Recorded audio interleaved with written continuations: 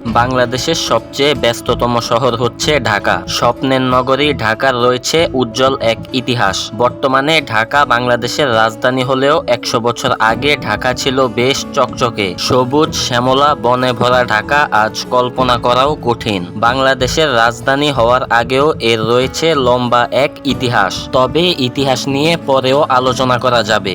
ঢাকার নামকরণ থেকে শুরু করে নামের পাশে রয়েছে নানা বিশেষণ। চলুন জেনে আসি ঢাকার বিভিন্ন জায়গার নামের নামকরণ কিভাবে তৈরি হয়েছিল। তাহলে চলুন শুরু করা যাক। ভিডিওটি ভালো লাগলে এখনই আমাদের চ্যানেলটি সাবস্ক্রাইব করুন এবং পাশে থাকা বেল আইকনটি বাজিয়ে দিন এবং কমেন্ট সেকশনে জানিয়ে দিন আপনার গুরুত্বপূর্ণ মতামত। নয়াপল্টন ইস্ট ইন্ডিয়া কোম্পানির সেনানিবাসে এক প্লাটুন সেনা কর্মকর্তা ছিলেন। সেই প্লাটুন থেকে নামকরণ করা হয় পল্টন।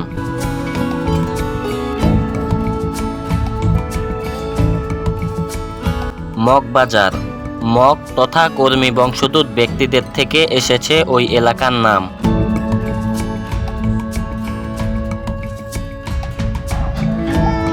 পিলখানা পিলখানা মানে হচ্ছে হাতির জায়গা। মুঘল শাসকদের খুব জনপ্রিয় একটি খেলা হচ্ছে হাতির লড়াই, তাই তারা বিভিন্ন জায়গা থেকে হাতি এনে রাখত এই এলাকায়। পরবর্তীতে মানুষের মুখে জায়গা পেয়ে যায় পিলখানা নামে।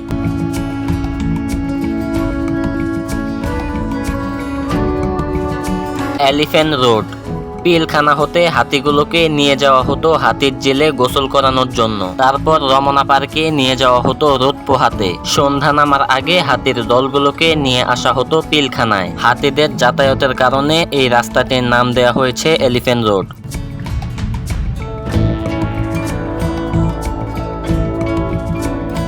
ফার্ম গেট কৃষি উন্নয়ন ও গবেষণার জন্য ব্রিটিশ সরকার এখানে একটি ফার্ম তৈরি করেছিল, সেখান থেকেই জায়গাটির নাম হয় ফার্ম গেট।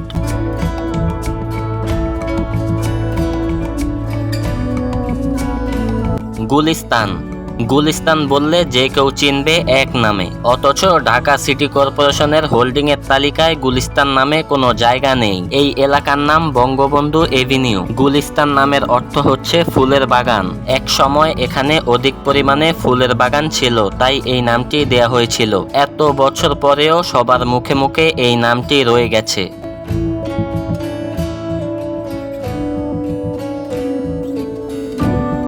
ইস্কাটন এক সময় ঢাকায় সোনালী আঁশের ব্যবসা ছিল স্কটিশদের হাতে। তারা নিজেদের মতো করে একটি বসতিও তৈরি করেছিল ঢাকায় এবং স্থাপন করেছিল একটি স্কটিশ চার্চ। কিন্তু স্থানীয়রা স্কটিশ শব্দটি উচ্চারণ করতে না পারায় তাই ইস্কাটন বলেই ডাকত।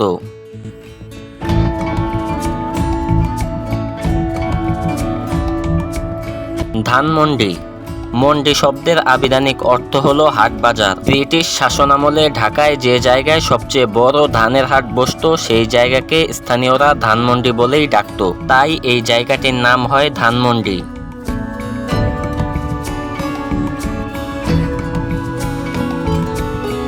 গ্যান্ডারিয়া ঢাকা শহরে একসময় বিখ্যাত এলাকা ছিল গ্র্যান্ড এরিয়া। তৎকালীন জমিদার এবং প্রভাবশালীদের বাস ছিল বলে ইংরেজরা এমন নাম দিয়েছে, কিন্তু বাঙালি এই নামটি গ্র্যান্ড এরিয়া থেকে গ্যান্ডারিয়া করে ফেলেছে।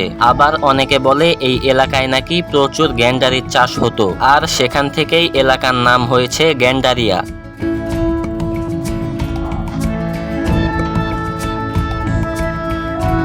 শাহবাগ শাহবাগ শব্দের অর্থ হচ্ছে রাজকীয় বাগান। মুঘল সম্রাটরা ঢাকাকে প্রাদেশিক রাজধানী হিসেবে ঘোষণা দেওয়ার পর এই এলাকায় একটি বিশাল বাগান তৈরি করেন। এরপর ওই স্থানটির নাম হয় শাহবাগ।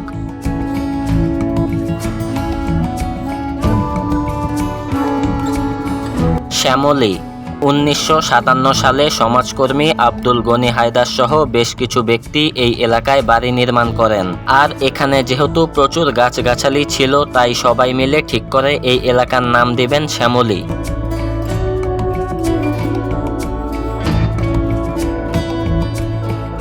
মালিবাগ ঢাকা এক সময় ছিল বাগানের শহর। তখনকার ব্রিটিশরা এমনিতেও বিশাল বিশাল বাগান তৈরি করতেন। বাগানের মালিদের ছিল বিশাল কদর, প্রতি বাড়িতেই ছিল বাগান। মালিরা যেই এলাকায় বাস করতেন আজ সেই এলাকার নাম মালিবাগ।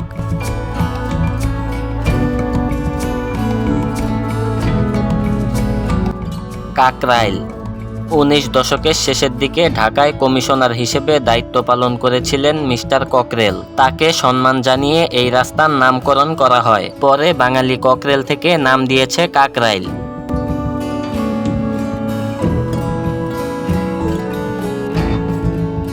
ভূতের গলি।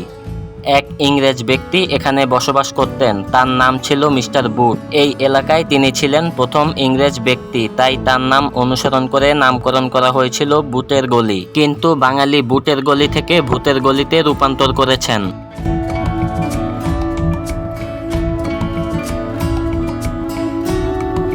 ইন্দির রোড।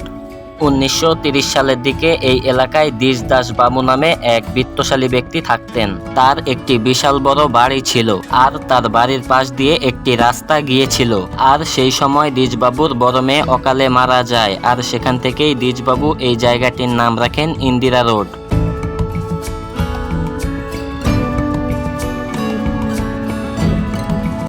রমনা পার্ক। রমনা এলাকায় বাস করতেন রমনাথ বাবু নামে এক বিত্তশালী ব্যক্তি। তিনি নিজের নাম দিয়ে তৈরি করেছিলেন রমনা কালী মন্দির, আর সেই মন্দিরের পাশে ছিল এক ফুলের বাগান ও খেলার পার্ক, এবং এক সময় এই জায়গাটির নাম হয় রমনা পার্ক।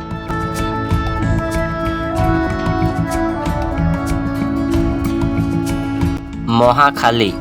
মহাকালী নামে এক মন্দিরের নাম থেকে তৈরি হয় মহাখালী নামটি।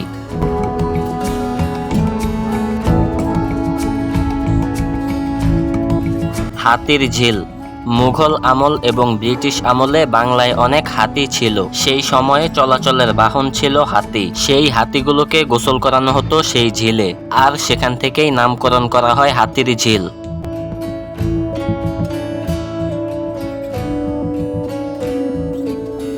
গোপীবাগ। এই এলাকাটি ছিল গোপীনাথ সাহা নামক এক বিত্তশালী ব্যবসায়ী। তিনি এখানে স্থাপন করেছিলেন গোপীনাথ ভিউর মন্দির। সেই মন্দিরে তার নাম অনুসরণে এলাকার নাম হয়ে যায় গোপীবাগ।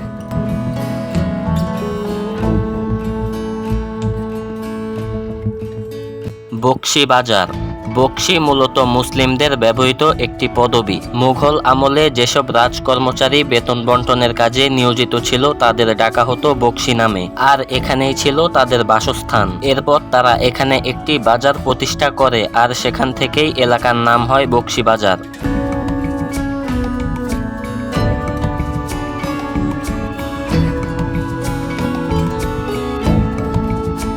চকবাজার।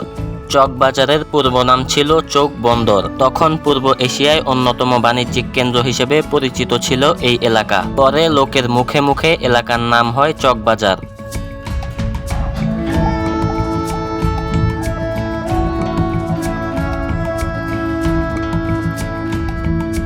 পরিবাগ।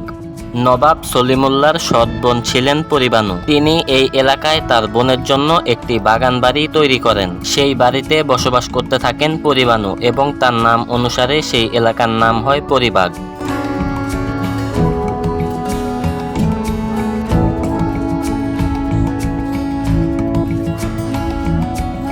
সূত্রাপুর। কাঠের কাজ যারা করতেন তাদের বলা হতো সূত্রধর, আর এই এলাকায় সে সময় অনেক সূত্রধর পরিবার বসবাস করত। সেই থেকে নাম হয় সূত্রাপুর।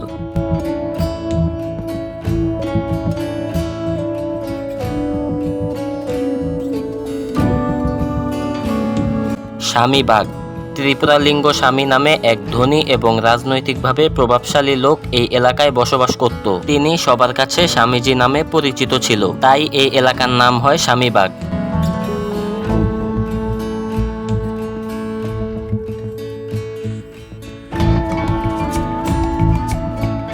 মিরপুর।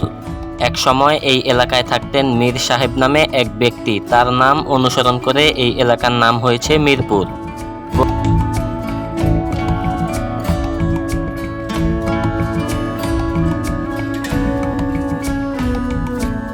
বন্ধুরা, ঢাকা শহরে বিভিন্ন জায়গার নামকরণের ইতিহাস কি আপনারা আগে জানতেন? জানলে কমেন্ট বক্সে জানিয়ে দিন।